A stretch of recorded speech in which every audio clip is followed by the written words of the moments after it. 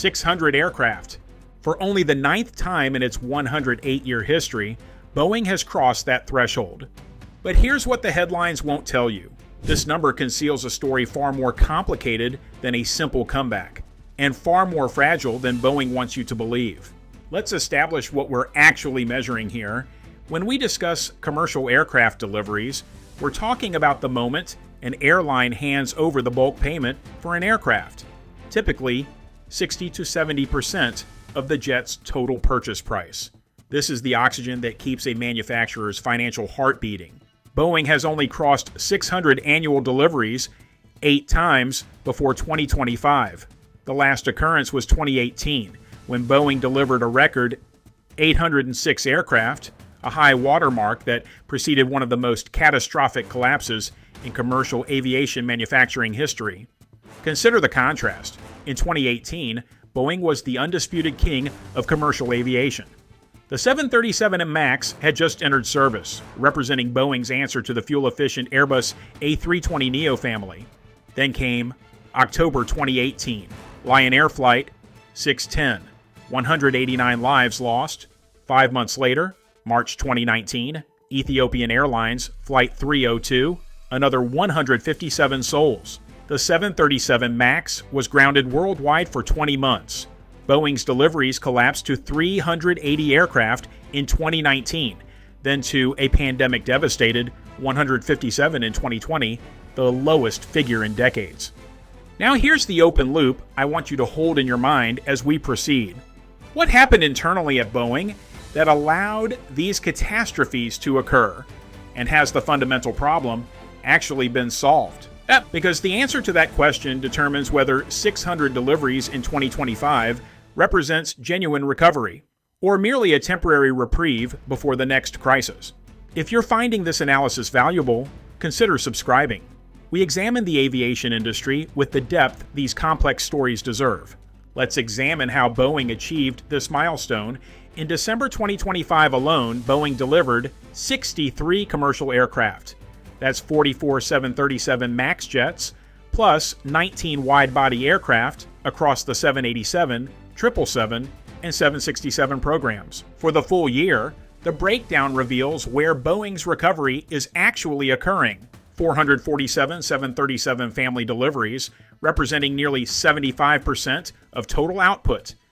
88 787 Dreamliners, 35 777s, 37 67s. Now, context is essential here. This represents a 72% increase from 2024's strike-devastated 348 deliveries, but it's also 26% below 2018's peak of 806. Here's the second element I want you to consider throughout this analysis. Boeing averaged 37 737 and MAX deliveries per month in 2025. The FAA approved an increase to 42 per month in October 2025. Boeing's pre-crisis peak was 52 per month. The gap between where Boeing is and where it needs to be remains substantial. And this brings us to why December's surge matters beyond the raw numbers. On December 8th, 2025, Boeing completed its $8.3 billion acquisition of Spirit AeroSystems, the company that manufactures 737 fuselages in Wichita, Kansas. This is not coincidental timing. Spirit was spun off from Boeing in 2005 as a cost-cutting measure.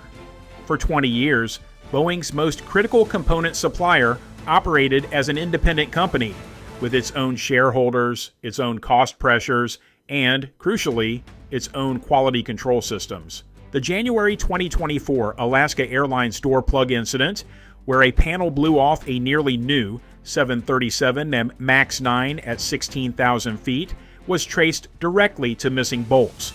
The fuselage had been manufactured at Spirit's Wichita facility. Boeing's reacquisition of Spirit is an admission that the outsourcing model failed. But integrating 15,000 Spirit employees and multiple manufacturing facilities while simultaneously ramping production is an extraordinarily complex undertaking. Leave a comment below. Do you believe vertical integration will solve Boeing's quality problems? Or is the issue deeper than organizational structure? Let's address the fundamental question this milestone raises. Is Boeing's 600 delivery year evidence of genuine turnaround, or is it the aviation equivalent of a patient being discharged from the hospital while still requiring oxygen?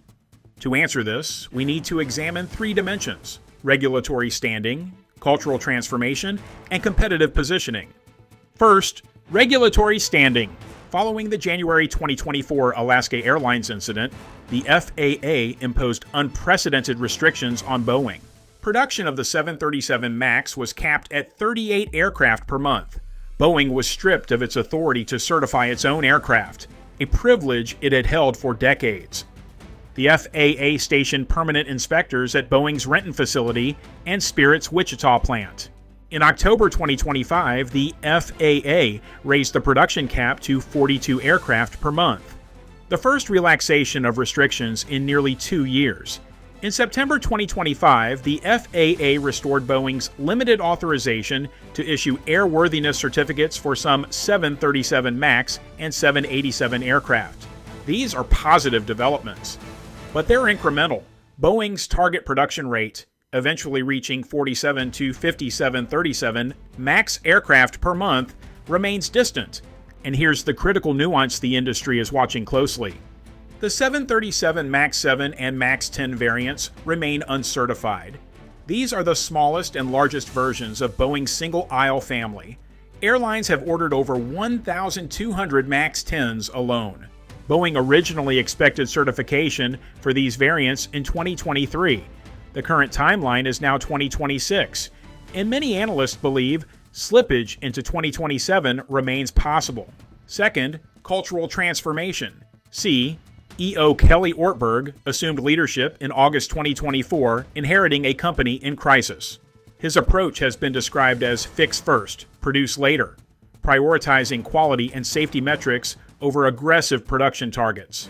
The results are measurable.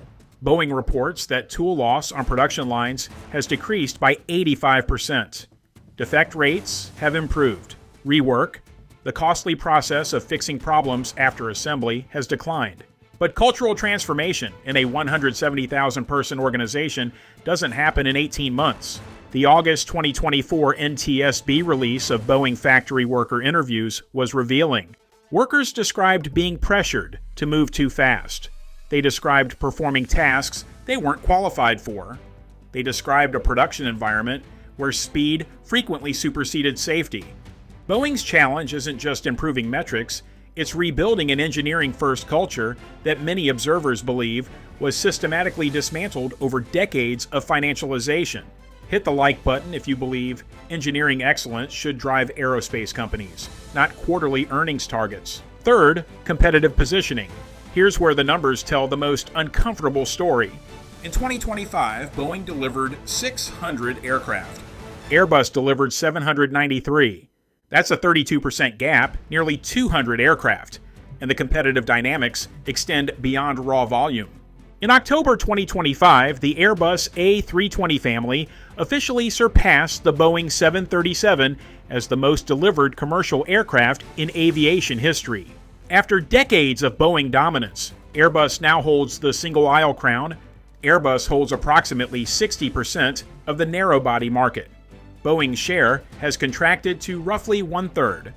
And crucially, Airbus possesses a product Boeing cannot match: the A321 XLR. This ultra-long-range single-aisle aircraft opens routes that were previously wide-body only territory. Boeing has no equivalent offering. This brings us to perhaps the most consequential question facing Boeing. When will Boeing launch a clean sheet aircraft program to replace the 737? And can the company afford to wait? The 737's basic design dates to the 1960s. The MAX represents the fourth major evolution of that platform. Each iteration has pushed the original airframe closer to its physical limitations. I'll return to this question before we conclude. Let's project forward and examine how the competitive landscape will evolve. Boeing enters 2026 with genuine momentum, but significant challenges remaining. The company delivered 160 aircraft in the fourth quarter of 2025, the highest quarterly output since 2018. December's 63 deliveries demonstrated that production acceleration is achievable. Boeing also dominated the order race in 2025, with 1,173 net orders compared to Airbus's 889. Boeing outsold its European rival for the first time since 2018. Major orders included Alaska Airlines' record commitment for over 100 737 MAX aircraft, Emirates' additional 65 777X order, bringing its total commitment to 270 aircraft, Delta's first ever direct order for 787 Dreamliners, and Turkish Airlines' major 787 commitment.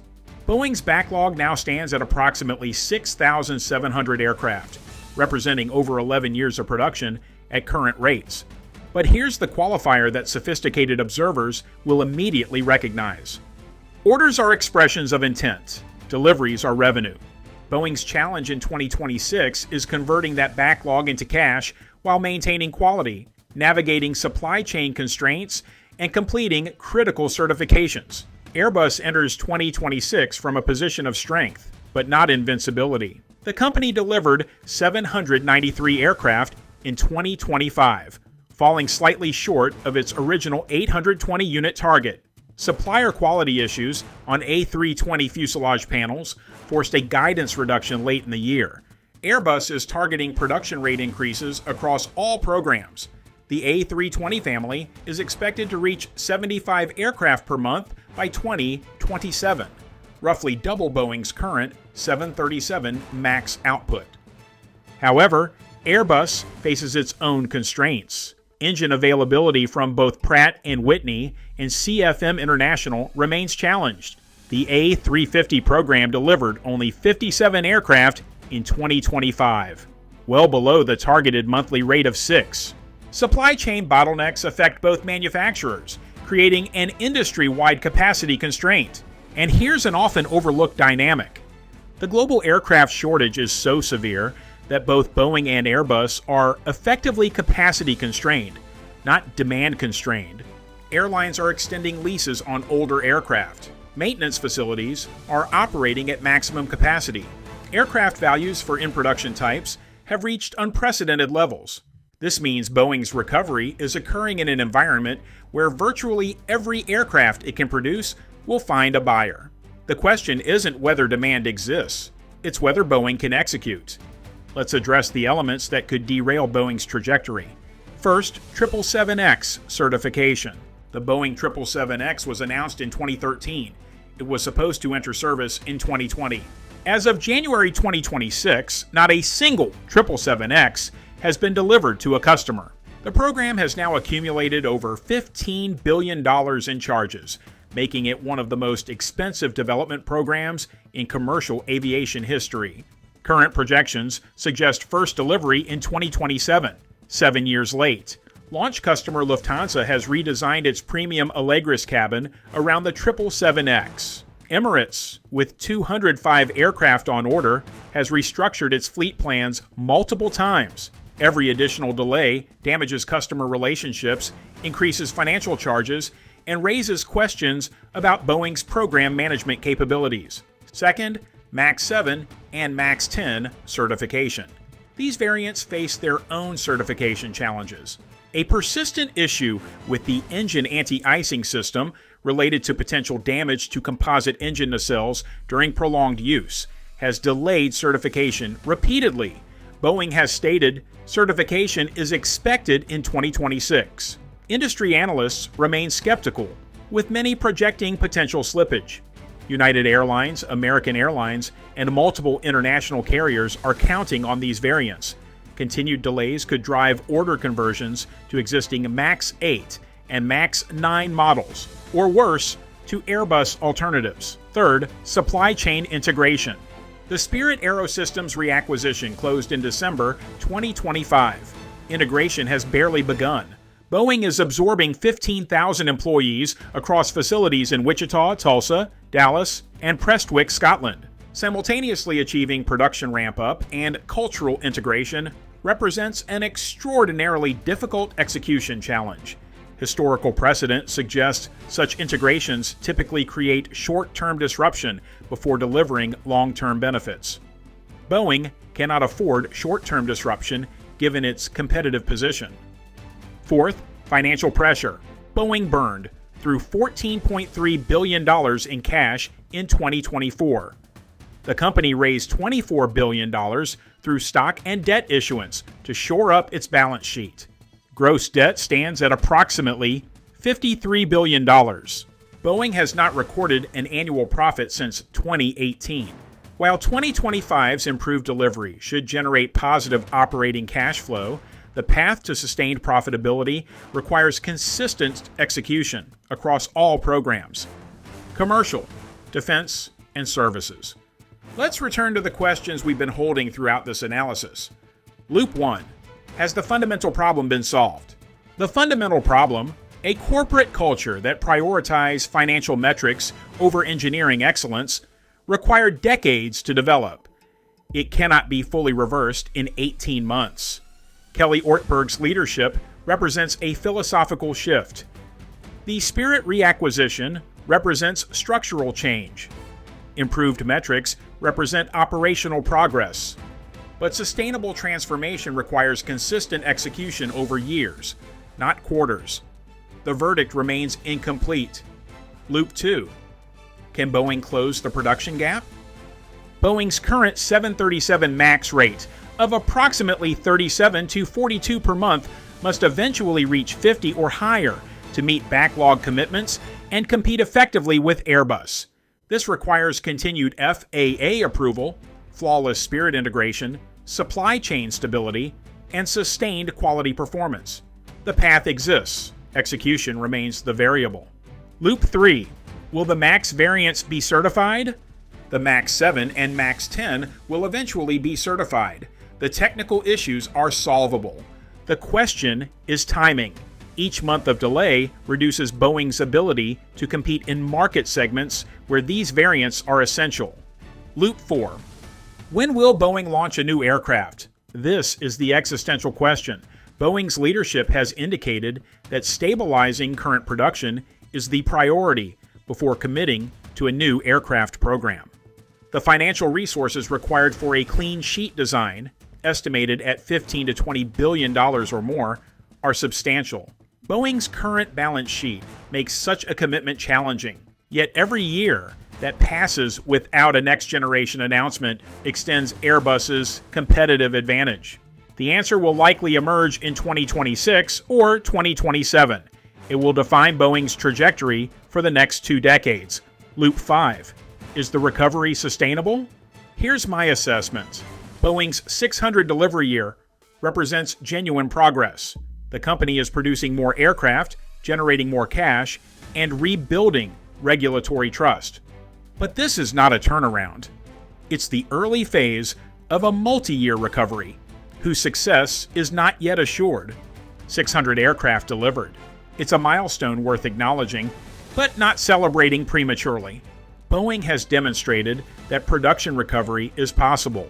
The company has not yet demonstrated that cultural transformation is complete. The next 18 months will be decisive.